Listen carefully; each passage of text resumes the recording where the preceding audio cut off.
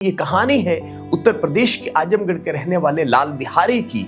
एक आम किसान जिसे पूरे 19 साल तक सरकारी रिकॉर्ड में मृत घोषित कर दिया गया।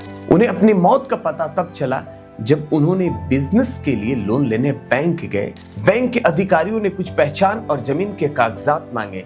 जब वो कागज लेने सरकारी दफ्तर पहुंचे तो उन्हें बताया गया कि आप सरकार के रिकॉर्ड में पहले से ही मर चुके हो। इस कागज के आधार पर उनकी जमीन पर दूसरों ने दावा करना शुरू कर दिया। यहीं से शुरू हुई जिंदा साबित करने की एक ऐसी लड़ाई जो किसी डरावने सपने से कम नहीं थी। मीडिया रिपोर्ट्स के मुताबिक सिस्टम का ध्यान खींचने के लिए लाल बिहारी ने एक बार बेहद असाधारण जोखिम भरा कदम तक भी उठाया ताकि पुलिस रिकॉर्ड में उनका नाम एक जिंदा इंसान के रूप में दर्ज हो सके।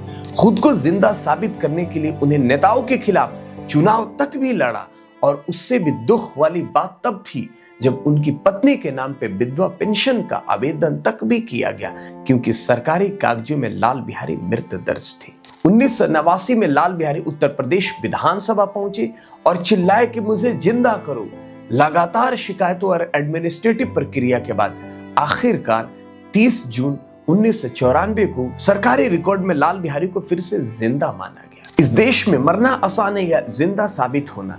अगर एक जिंदा इंसान को सरकारी कागजों में 19 साल तक मरा रखा जा सकता है तो फिर आम आदमी की कानूनी पहचान की कीमत क्या हो सकती है। नवंबर 2023 में आगरा के दीनानाथ यादव सीधा जिला अधिकारी के पास पहुंचे। उनका दावा था कि मार्च महीने में राज्य कर्मचारियों ने उन्हें रिकॉर्ड में मृत घोषित कर दिया गया।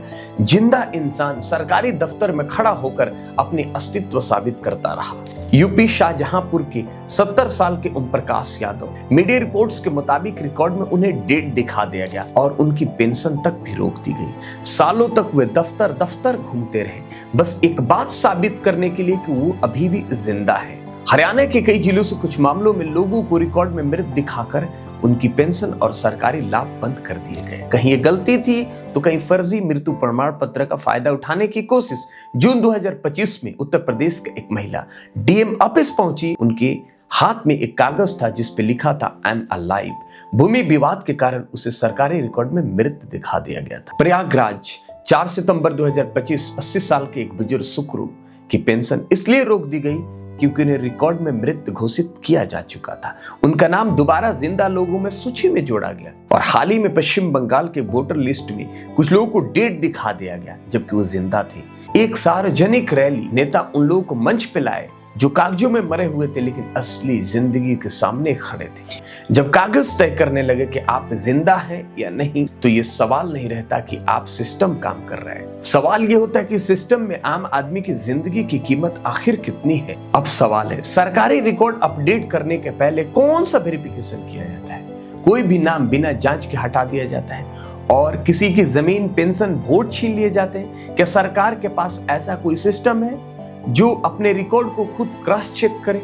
अगर नहीं है तो करोड़ों लोगों की जिंदगी किस भरोसे चल रही है? क्योंकि सवाल ये नहीं है कितने लोग कागजों में मरे हैं, सवाल ये है कि कहीं अगला नंबर आपका और मेरा तो नहीं।